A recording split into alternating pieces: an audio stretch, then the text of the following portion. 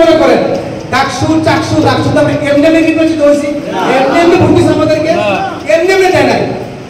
আমাদের ছাত্র ভাইয়েরা কি করেছে, প্রত্যেকটা রুমে রুমে খবর নিছে কার রুমে পানি দরকার, কার রুমে ঠান্ডা দরকার, কার রুমে খাবার দরকার, কোন ছাত্রের ফিস দরকার, কোন ছাত্র ভোট দিতে পারতেছে না, কোন ছাত্রের টিউশনি দরকার, কোন ছাত্রের সাহায্য দরকার, সমস্ত কাজগুলি রুমে রুমে গিয়ে হলে হলে গিয়ে আমাদের ভাইয়েরা করেছে।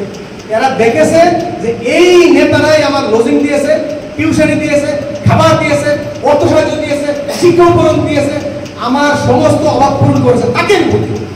একদিনই ভোট তারা পায় না। সুতরাং আপনি আমি আমার কাজটাকে মূল্যায়ন করি।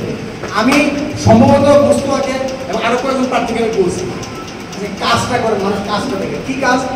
আমরা যে যে এলাকায় আছি ওই এলাকায় একটা ব্রিজ দরকার, একটা কালভার্ট দরকার, একটা রাস্তা দরকার, একজন একটা সাহায্য দরকার, একটা ঘর দরকার। এগুলো যখন আপনি করবেন, আপনারা আপনার পাড়ায় গ্রামে সবাই বসবে যে ভাইয়েরা আমাদের সামনে জনপ্রতিনিধি হিসেবে আমরা কাকে চাই, তখন বলবে যে ওই লোকের চাই। কারণ উনি অমুকের ঘর করে দিয়েছে, উনি অমুকের মেয়ের বিয়ের ব্যবস্থা করে দিয়েছে, উনি অমুকের বহু বছরের ঝগড়া লাগে সারিয়ে দিয়েছে, উনি অমুকের ছেলেকে ঢাকা পাঠানোর ব্যবস্থা করছে, উনি অমুকের ছেলেকে চাকরির জন্য সুপারিশের ব্যবস্থা করছে। এই লোকটা দরকার। তাহলে আপনি কাজটা করবেন, কাজটা করলে মানুষ কাজটা দেখে মূল্যায়ন করবে, আপনাকে সেই বলবে তাকে ভোট দাও। আপনি কিছুই না করে যদি এলাকায় গিয়ে বলেন আমার ভোট চাই, আমার ভোট দেন, লোকে কিন্তু ভোট দিবেন। যেমন দেখেন একটা বড় পার্টি আমাদের বুড়িচং ব্রাহ্মণপাড়া উপজেলায়, সেই বড় পার্টি হয়েছে ওনাদের অনেক প্রার্থী, একজন ক্যান্ডিডেট সবচেয়ে ক্যারিয়ার সম্পন্ন ক্যান্ডিডেট, উনি এলাকায় আসতেছে, কিন্তু তাদের দলের লোকেরা কি বলতেছে যে ওনাকে তো গত 17 বছর আমরা দেখি নাই, আমাদের মাটি মানুষের সাথে মিশে যিনি ছিলেন আমরা তাকে চাই।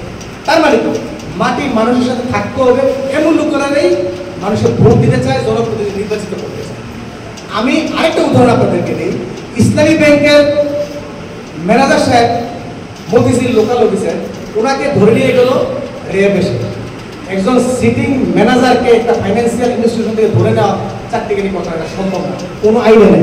কিন্তু হাসিনার কাছে তো কোনো আইন ছিল, কোনো আইন ছিল, তাকে ধরে নিয়ে গেছে। পরে যে ম্যানেজার বসছে, আমি তাকে জিজ্ঞেস করলাম আপনি ভীত না, আপনি ভয় পাচ্ছেন না? উনি বললেন যে ভয় কিছু নেই, আমরা আমাদের কাজটা করে যাই, আমরা আমাদের কাজটা করে যাই, আমাদের গ্রাহকরা দেশবাসী একসময় আমাদেরকে মূল্যায়ন করবে। ইসলামী ব্যাংকের তারা কাজটা করে গেছে, তারা এখন মূল্যায়িত, আর কোন সময়ের অস্তিত্ব এখন হয়তো এসালমের কারণে ব্যাংকগুলো দুর্ধর সমস্ত হাজার হাজার কোটি টাকা লুটপাট করে নিয়ে গেছে বলে ইসলামী ব্যাংকে ঠিক আছে কেন? এখানে ইসলামী দলের ভাইয়েরা ছিল বলে, তারা কাজটা করে গেছে বলে ইসলামী ব্যাংক টিকে আছে। আমি এটাই বলি যে আমরা যে যেখানে যে অবস্থা আছি, যার যতটুকু অবস্থান আছে, আমরা আমাদের অবস্থান থেকে আমরা কাজটা করে যেতে চাই। আমরা কাজটা করলে মানুষ আমাদেরকে মূল্যায়ন করবে। এবার আসেন আমাদের ট্যাগ। দেখেন জ্যামের রাস্তায় কিন্তু কোনো দুর্ঘটনা হয়, দুর্ঘটনা কিন্তু হয় ফ্রি রোডে। আপনি একদম হাই স্পিডে গাড়ি টান দিবেন, দৌড় দিবেন, আপনি নিশ্চিত দুর্ঘটনাটা ওখানে।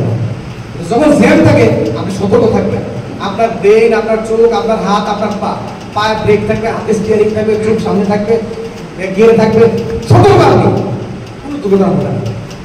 17 বছর আমরা যখন জ্যামের মধ্যে ছিলাম, নির্যাতনের মধ্যে ছিলাম, আমাদের আমলিয়াত ছিল, আমরা সতর্ক ছিলাম, বদনাম কম ছিল, আমাদের কোনো কিছু অভাব ছিল না মালিক মাওলার কাছে।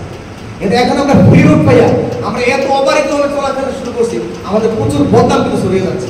সুতরাং সবাইকে সতর্ক থাকতে হবে যে আমি ফ্রি রুট পাইয়া যাতে অ্যাক্সিডেন্ট না করি।